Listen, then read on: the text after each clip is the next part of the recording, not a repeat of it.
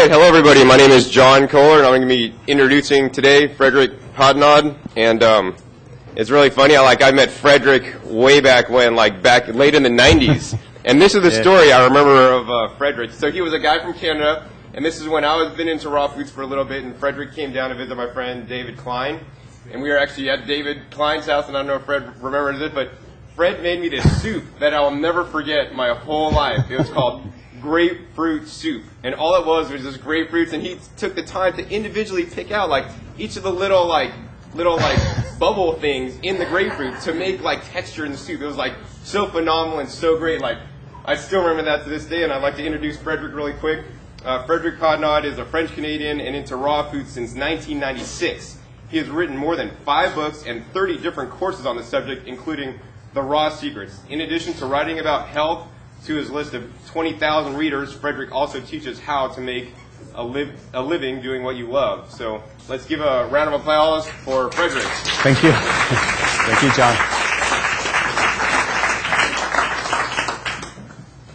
Thank you, John, for the introduction. I didn't even remember that story, honestly. But I'll tell you where I learned the grapefruit soup from. It was from R.C. Deeney, the raw courage vegetable man who was living in this fruit orchard and was just telling me about all these recipes that only had one ingredient. And there was this grapefruit soup, and the idea was you pick out all of the individual quarters of a grapefruit, and then you squeeze out the juice, and you get grapefruit juice. So that's the story.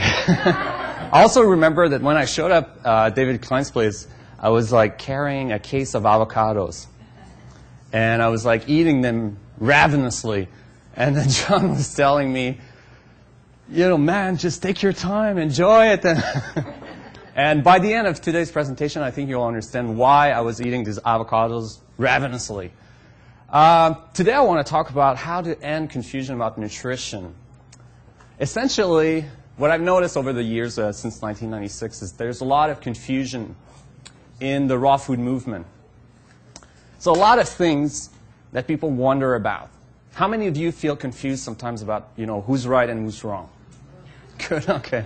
And how many of you are totally clear about, what's the right diet for you, and you have no doubt and you're getting the results you want? So, okay, a few hands, let's say. I was very confused at first because everybody had different opinions. So how can you decide what's good for you if someone says fruit is good for you and someone says fruit is bad for you? How can you kind of sort these things out? And I started the diet in 1996, and I went back and forth many times over the years because it was so difficult. I was just not getting the results that I wanted.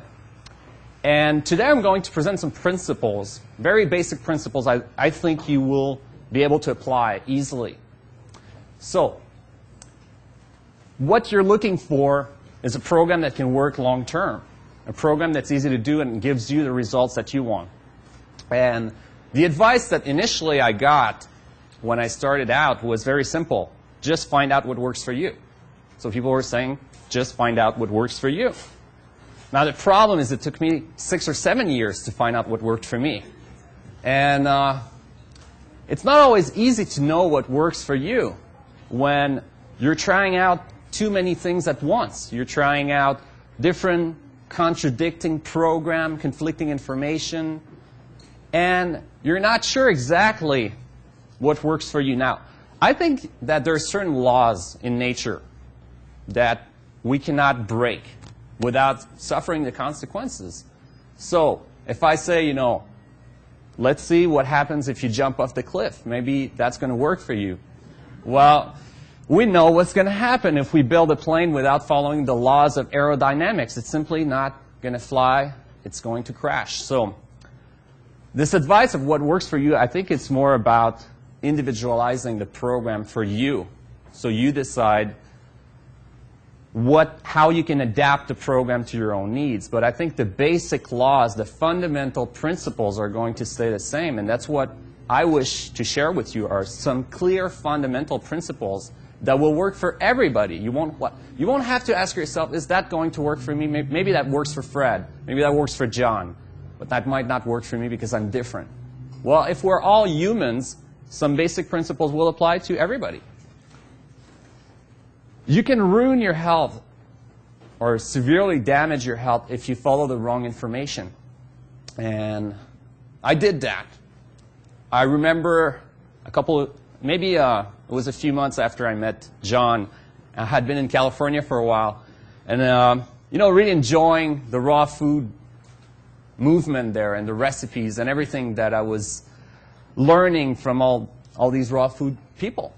And I was walking down the street one day, and suddenly I felt like all of the energy had been lifted from my body. Literally, I had no energy.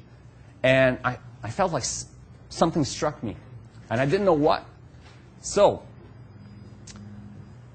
I ended up spending an entire month in bed. And I didn't go to hospital to find out what was wrong with me, because raw foodists are not supposed to get sick. And I didn't tell many people, because raw foodists are not supposed to get sick. Now, how would they understand? How would they help me? So I kind of just did something instinctively. I'll tell you more about it later. It wasn't a fast, but I healed myself, but it took me many months. And you'll understand a little bit later what happened to me. But it wasn't just that. It was just that the diet wasn't working that I was doing. I was not getting the results, but I was so committed to it. I was 100% raw. I was doing everything I wanted. I was supposed to do, but not getting the results. So I'm going to present 3 basic principles. And with these 3 principles, very simple principles, you can totally revolutionize your health and make it work. And I know the people have raised their hands a little bit earlier and said that they have a program that works and have no confusion. I'm pretty sure they'll agree that these principles are right. You want health, you want energy, you want a diet that works long term. That's the goal. I don't like mixed results. I don't like things like that work some of the time, or for some people that don't work for some other people. And I like things that can work long term, that you can easily do with fun, and that you can look forward to every day, a diet that you can look forward to eating and enjoying. And that's what I want to share with you, but also want to tell you that I'm not saying that you should believe me. I'm saying that you should take a look at these principles and decide for yourself. Use your own brain, use your own reasoning, and then come up with your own conclusions. Maybe you'll agree with me, maybe not. But at least you can decide for yourself. So the first principle, maybe we can all take a look at this picture and think about what this principle could be. Very simple principle.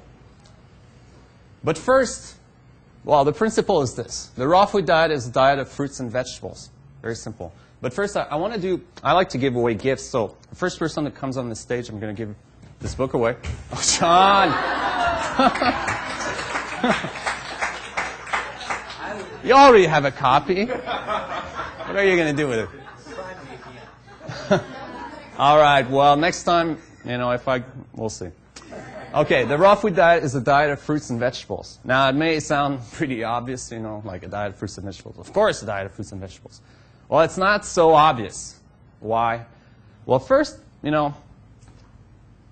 I'm very fascinated with nature and the way nature works, and especially human and their place in nature in the grand scheme of things. And I think we're designed for fruits and vegetables.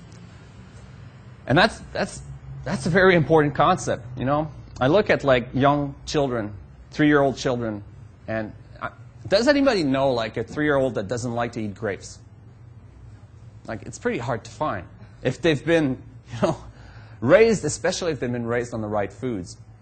So by design, I mean the way our body works. And there are all kinds of animals on the planet. There are herbivores, that have a special set of stomachs to digest vegetation. Rough vegetation, they can use that energy. There are carnivores. How many of you think that we're carnivores? Not many, right? And there's all kinds of animals. And we fit somewhere in that. And we're designed for fruits and vegetables. What was the book, by the way, that book thing just happened so fast? Well, I have some time to answer some questions at the end. Our anatomy and physiology calls for a fruit-based diet. And I'm not going to go through all the evidence for that, but just give you one simple piece of evidence. The way our sensors are designed to taste things. Why do we have sensors to taste sweet things at the tip of the tongue? Most important part, the part where we need to recognize the food. And why is a cat designed completely differently with sensors for amino acids in the very exact spot? Now, this tells us something, is that nature designed us to seek sweet things. Fruits and vegetables are sweet. Even vegetables are sweet. Now, that's going to be interesting. Enzymes or life force are not necessarily the reason why raw foods are better. And I'm going to explain why quickly. And what it means, more importantly, what it means, and how it relates to that principle I just introduced you, that fruits and vegetables is the raw food diet. So, initially people thought, well, enzymes, there's something in food that we destroy when we cook it. And there are certain things we certainly destroy when we cook foods. Proteins are changed. Vitamins, minerals might be destroyed or lost or transformed. But as far as we know, there's no such thing as like a true life force in the food. And maybe you recognize that picture. It's Kirlian photography. Using a high voltage, you can take a picture and it creates an aura around food. But you can do that with dead objects too. And the moisture content of the object or the living thing will affect how it will look. So that's why it looks so pretty. There's a lot of water in it. It doesn't mean that there's anything tangible, a life force we can get out of this. And enzymes, what are enzymes? We produce our own enzymes to digest foods. Plants produce their own enzymes for their own reasons. They're not necessarily related. We produce enzymes to digest foods. They produce enzymes to change the chemical structure of that food in the ripening process. So why do I say this? Enzymes or raw life force is not necessarily why we should be eating raw foods. Well, because it leads you to think differently. You can still see like life force in I like to see it in a more poetic way rather than a scientific way. So raw food, is it raw is not necessarily a question to ask, because you can make all kinds of foods that will look exactly like cooked foods. And would that be healthy? Well, maybe we'll ask ourselves that question a little bit later. So, is it raw is not necessarily a question to ask, because otherwise, if you just think about life force and enzymes, all you're going to be preoccupied with is preserving those enzymes. So, as long as you don't cook the food above a certain number of degrees Fahrenheit, then you're okay. As long as it's raw, then it's okay. As long as it has this life force, or we can take a pretty Kirlian photography of it, then it's going to be okay. That's not the way it works. Most recipes popular in the raw food movement just try to mimic cooked foods. Now this is like something I found like that. We can't see it really well, but there's these crackers and cheese and stuff, and it looks exactly like a cooked food recipe. Now, why do we try to do that? Because we think that the only important thing in the food is that life force that we're trying to preserve, or those enzymes. We just want to eat enzyme-rich foods. Now, these raw food recipes, even though they might be high in enzymes and life force, contain a huge amount of fat. Now, these recipes I was making back when I first met John were like incredibly high in fat. Just a cup of oil, which contains 2,000 calories, absolutely no nutrient, can be found in a lot of servings, single servings of these raw food recipes. You can hurt your health eating a very high-fat raw food diet, or any type of diet. It doesn't have to be a raw food diet. I don't like to think about everything being raw or cooked. I like to look at it more like overall, does it mean for our health? So things like candida, heart disease, low energy. What I was feeling that day when that energy was lifted out of my body, I had to spend an entire month in bed, several months to recover. And for many years, not getting the results. Just not getting the results. Why? Well, we're going to talk about why. But simplicity is the foundation of a healthy raw food diet. Simple things. grapefruit soup. Fruits and vegetables in their natural state. So once you shift your mindset from thinking about enzymes or life force or just the food being raw to actually eating fruits and vegetables, that leads you to think differently. That leads you to see your diet in a completely different way. A simple, wholesome, raw food diet is very satisfying. Like this is a picture of a meal that we made when I was in Costa Rica, like a 3-course meal made entirely with fruits and vegetables. We didn't need to dehydrate anything. We didn't need to add any oil or fat. We didn't need to add any salt. We didn't need to add any seasonings. We didn't need to add anything except what we would find in those fruits and vegetables. And it was super satisfying, super amazing. A fruit entree, soup made with tropical fruits and tomatoes and cucumbers and fresh herbs. Salad with a salad dressing made with mangoes and tomatillo, which is a kind of cherry tomato that grows in Costa Rica. This kind of diet is satisfying. It's easy to eat. It gives you the results that you want. Now, I was not fit for all my life. I was just not that kind of fit guy in high school. And later, I just never really got into sports and things like that. And in the first few years in the raw food diet, I just thought, I knew that I needed to get fit because that's like, you know, that was something that everybody wanted to do. Get fit and healthy, look good.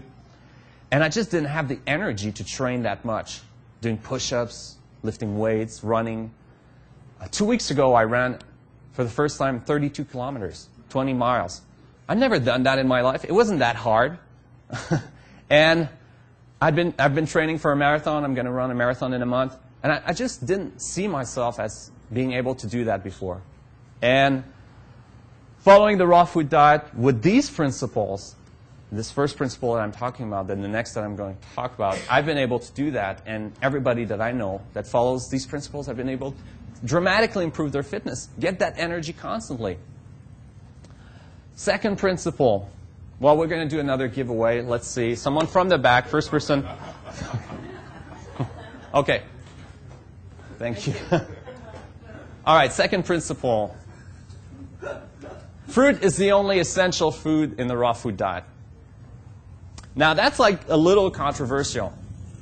And I'm not talking about what other people are saying or what other speakers, not at all, just in general.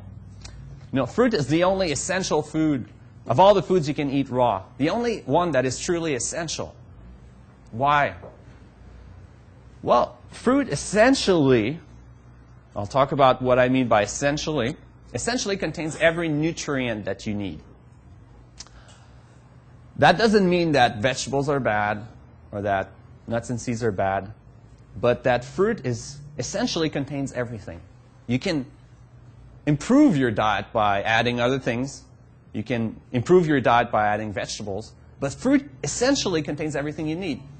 Animals, in Costa Rica, I love monkeys. Who loves monkeys? Okay.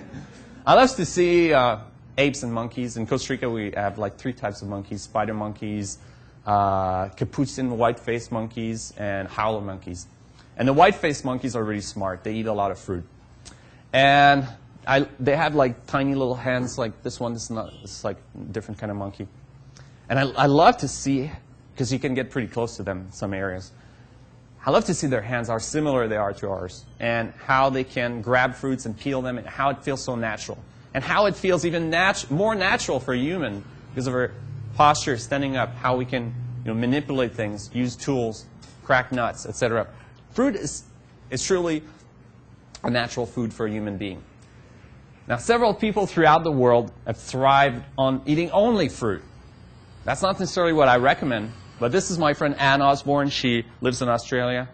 She's been living on fruit only, 100% fruit, for 17 years, maybe with a few salads here and there, but essentially, almost 100% fruit for 17 years. She's even raised 2 kids on fruit.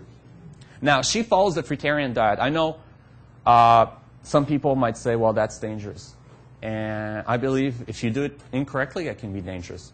I'll give you some advice about that. But the point is, it's not about this diet being better than a diet that contains every single raw food that you can. But the fact of the matter is that people can live on fruit. I was in Thailand recently for several weeks. I spent 3 weeks in Thailand. And there's a lot of fruit in Thailand. So I ate only fruit for 3 weeks. And I felt great. Now, it's not because I didn't want to eat vegetables. It's just because I knew I could live on fruit. I didn't need to eat anything else. Well, let's see, for example, let's say you would eat only bananas and mangoes. Only bananas and mangoes. For all your life. Let's say you would do that. You would get 2,000 calories a day. Let's say you would do that. Now, what would be some of your essential nutrients that you would get? You would get about 250 milligrams of calcium a day. Now, some people might say, well, that's way below the RDA of calcium. That's true. The RDA is like 1,000 milligrams a day, which is impossible almost to reach unless you're stuffing yourself with kale juice all day or something like that. And there's population around the world that have thrived on about that amount of calcium in Africa, in Asia, in China, sometimes higher, sometimes lower. We can live on 250 milligrams of calcium a day because calcium loss is more caused by other factors than not enough calcium in a diet. Vitamin C, plenty of vitamin C. Protein, essential protein needs. Not the RDA, just the amounts. About 2.5% is like our bare minimum essential protein need. The body recycles most of its protein. Some figures might be different. I looked at some other numbers. It was closer to 5%. I gave you the lowest numbers here. 3% essential fatty acid, that's about what our body contains at the very minimum before it starts to malfunction. So, essential needs. A healthy raw food diet is a fruit-based diet. Once you start to see it as a fruit-based diet, everything else becomes easy. Because you can go your entire day eating only fruit, and then the salad and the other things become optional things that you have at the end of the day. Once you've met your essential needs with fruit. Now, is that healthy? Yes. You don't have to ask yourself the question, is it raw? Is it cooked? Is it full of enzymes? Does it have life force? Why would it need to be full of enzymes when you hardly need any enzymes to digest fruit? There's not that many enzymes in a ripe fruit, but it's almost digested automatically because the carbs have been already transformed in simple sugars. Let's say you try to live on fruit. Let's say you try to do that with 2,000 calories a day. Now, that's the amount of fruit you would need to eat in a day. 5 large mangoes, 10 bananas. That's what you would need to eat. Now, fruit is the only food in the raw food diet where you could actually live on it if you tried to for years. Why? Because, well, if you tried to eat vegetables to sustain yourself, that would be impossible. You would need to eat that many heads of lettuce, and they're pretty big. I just had to kind of make them smaller to fit on the screen to reach 2,000 calories. 40 heads of lettuce. Who here thinks they can eat 40 heads of lettuce a day? Now, I could have another slide with carrots. I could have another slide with kale. I could have another slide with celery. I think you get the idea. Greens and raw vegetables cannot sustain human life. It would be impossible to live for 17 years on raw vegetables. Now, I say that because I want to make a point. Because I used to think that greens were so important. And I think greens are great food. I love greens. I eat a ton of greens. But I used to think they were so important. There's something like magical in greens. There's something like we absolutely needed to get every day in large amounts, constantly putting greens in everything. And, well, once I asked myself the question, well, you know, what is the essential food in the raw food diet? I cannot live on vegetables, so it's not vegetables. If you eliminate that, and if you eliminate the fruit, then what you get is a cup of oil a day you would need to drink to get your 2,000 calories. Now, a cup of oil that could come in the form of, who can tell, like a pound of nuts, maybe more, something like that. It would be very difficult to get. Very high in fat, very low in nutrients. A fruit-based diet is the healthiest diet there is. It's the one that provides you with energy, with the carbs that you need, with the energy that you need, and keeping the overall content of the diet low in fat. Now, to succeed on the raw food diet, you have to see it as a fruit-based diet. And that's what made it much easier for me to succeed on the raw food diet, to have high levels of energy, to train, to run, to enjoy my food every day is when I started to see it as a fruit-based diet. Essentially, what I'm buying every week is fruit. Like this is the trunk of my car when it's filled with fruit, when I go shopping once a week. And that's when I'm in Canada. When I'm in Costa Rica, I just hire a truck to come deliver the fruit. And so here I have like a crate of pineapple, a box of bananas, which contains 40 pounds of bananas, 2 large watermelons. This is a box of spinach, actually. A box of honeydew melon. We have a crate of blueberries you can't really see. Something else, some other fruit. That's maybe 10 days worth of food, 7 days, depends. Now, not everybody needs to eat as much fruit. It depends on your needs, if you're training, how much you're training.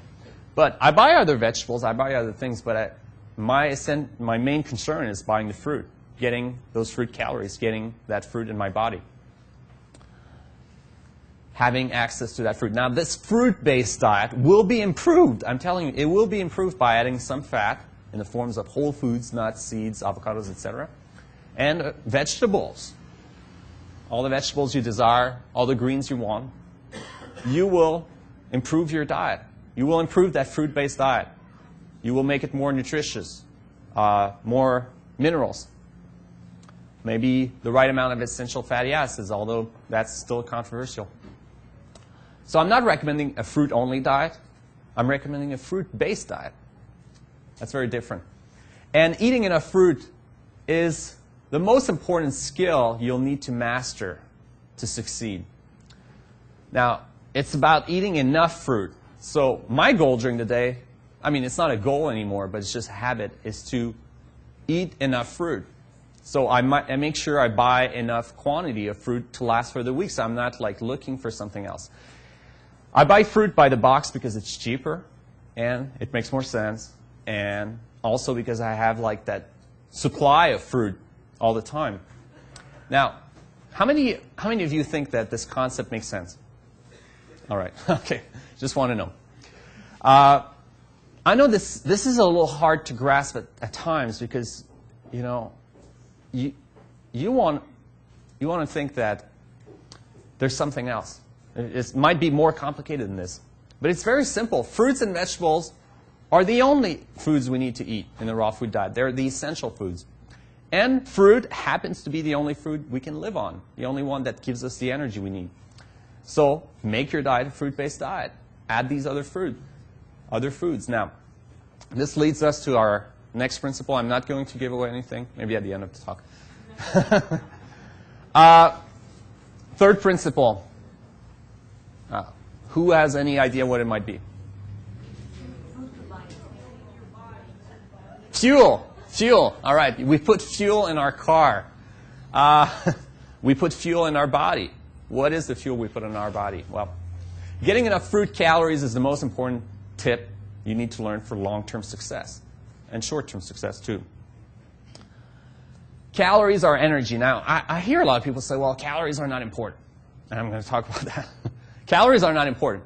Well, calories is just a measure of heat, a measure of energy, the energy that can be derived from foods, from very simple sources. Protein, carbs, and fat, and alcohol. Getting enough, alcohol is a carb, essentially. Getting enough energy is important. Who thinks that getting enough energy is important? So putting enough fuel in your body is important. So that's why calories are important.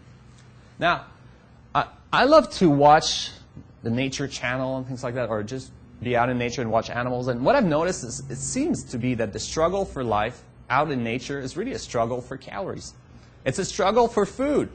Animals who need to eat large quantities of food, like herbivores, are eating constantly.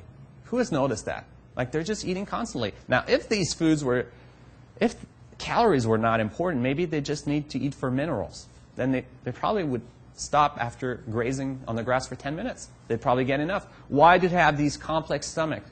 To digest all that vegetation. Calories are important. Animals are constantly looking for food. Animals that can manage to thrive on animal-based foods need to eat less often. A snake will eat an entire rabbit or something like that and it will just stay there digest for a week, and the snake will be good to go for a month or longer in some cases. Why? Because that contains so much energy for that animal. Animals that need to eat more food, that are lower in calories and are heavier animals, are eating constantly. And we're kind of in between. We don't need to eat as much as herbivores, but not as little as carnivores. So we're kind of in betweens. The struggle for life is a struggle for calories. It's not just a struggle for calories, but that's one thing that I noticed. And a healthy body does not miscalculate its needs for calories. A chimpanzee out of nature, if it just miscalculated its needs for calories by 1%, over the course of its life, it would gain something like 100 or 200 pounds. Or lose 150 or 200 pounds. That's a lot for a chimpanzee. Now, nature cannot afford to make mistakes like that. Now, we can afford to make mistakes like that, usually by gaining weight every year over time. And a healthy body does not miscalculate its need for calories, because you'll be drawn to eat more concentrated foods if you're not eating enough. You'll be getting cravings. You'll be rationalizing in all kinds of ways.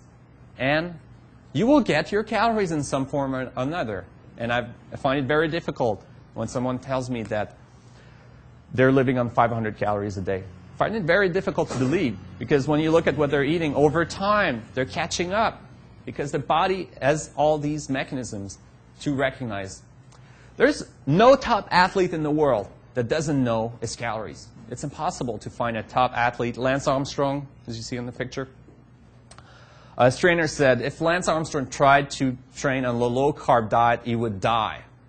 He would simply die in the course of the training, because carbs are necessary to fuel that kind of human endeavor, that kind of race. Top athletes all over the world are keenly aware of their needs for calories, needs for energy. I don't know if you remember last year around this time, it was the Olympic Games. Michael Phelps, a lot of fuss about his 12,000 calorie diet at some point in the newspapers. Who remembers that? 12,000 calories a day, that's a lot of food. That's like 6 times what the average person is eating. That's like a huge breakfast. Now, why would someone like Michael Phelps go through the trouble of eating a 12,000 or 4,000 calorie meal if calories were not important? Calories are important. Now, I know this contrasts with some research that you probably heard about, that if we actually reduce our calories, we'll live longer. And that's true to some extent. Now, animals in these experimentations are fed animal feed or whatever they get.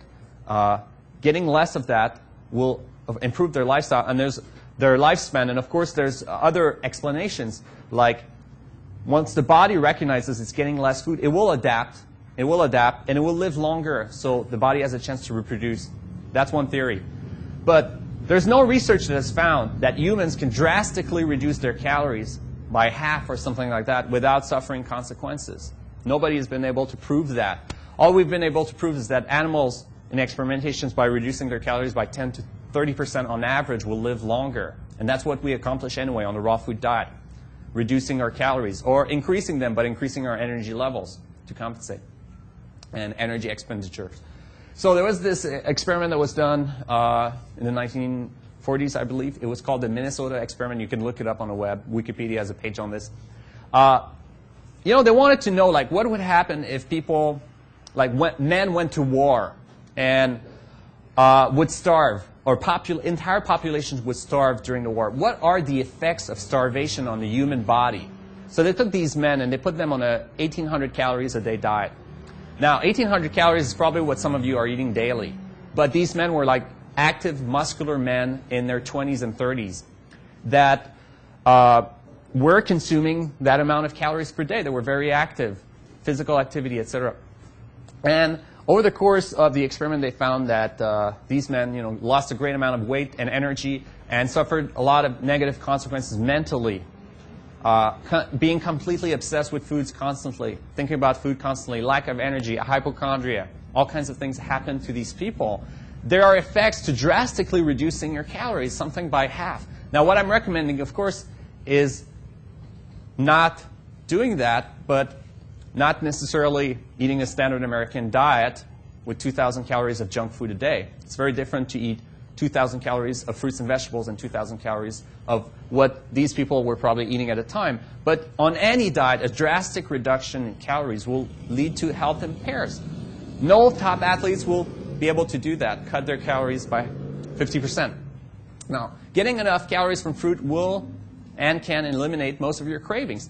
This is what you need to eat daily to get 2,000 calories. Now, I recommend what people try to do when they first experiment with the raw food diet is to focus on getting those fruit calories primarily. You can read the great book by Dr. Graham, the 80-10-10 Diet, my book, The Raw Secrets. Focusing on fruit primarily, initially, and then as you eat most of your calories for fruit during the day, then you can focus and vary your diet, add some vegetables, vegetable-based recipes, etc. But focusing on getting those fruit calories first will eliminate cravings. Like, why do we have cravings? Why would the body crave things that are not healthy for it? Well, it's craving calories, essentially. Now, I know there are other causes for emotional eating and things like that, but primarily, I found that if you're craving very dense foods constantly, if you're dreaming about eating a chocolate cake, that's probably because you're not consuming enough calories. The body does not miscalculate its needs for energy. You're constantly, without knowing it, analyzing how much you're eating. The body determines exactly how much calories it's getting. Now, once you learn to get enough calories from fruit, you will be satisfied. This type of diet is very satisfying. This is the meal I was talking about. Now, you can make full-course dinners with all kinds of wonderful dishes just out of fruits and vegetables. But this is the shift that I found that enabled me to succeed on the raw food diet. 3 principles. The first principle is fruits and vegetables are the raw food diet. Why? Because, well, we're designed for fruits and vegetables. These are the foods we should be eating naturally. These are the foods that their bodies are meant to eat. And the primary reason to eat raw food is not enzymes or life force. The primary reason to eat raw food is because we're designed for fruits and vegetables. Once you start to see your diet as a diet based in fruits and vegetables, you will make different decisions. You will not ask yourself, well, is this raw? Is this cooked? You'll just ask yourself, is this healthy? Is this a fruit? Is this a vegetables? Fruit is the most important food you can eat. Why? Because we can only thrive on fruit as a limited diet. It's impossible to live on vegetables, and it would be very unhealthy to live on nuts and concentrated foods like oils or avocados. You wouldn't get any energy out of that. You would get energy, but it would be very difficult to thrive. And know your calories. I recommend very simple steps like buying a chart that tells you how many calories you can get, just to know approximately, and just calculating it every day for a week, just to get an idea.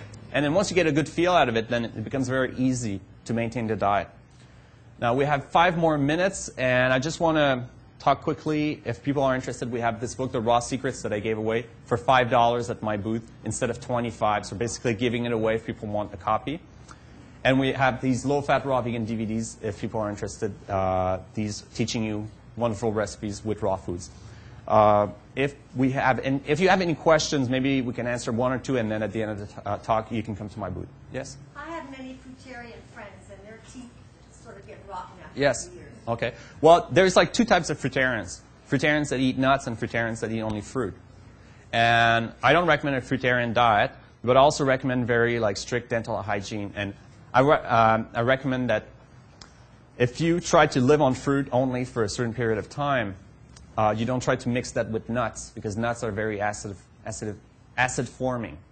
So a fruitarian diet combined with nuts, which are botanically could be considered a fruit, will be very hard on the body, because you're combining high fat with high fruit. So what I've noticed is these fruitarians that we hear about that have failed either ate large quantities of acid fruits like oranges and things like that, or didn't know their calories, so they were under-consuming, or were combining that with nuts or very high quantities of fats in the form of avocados. Avocados is a fruit.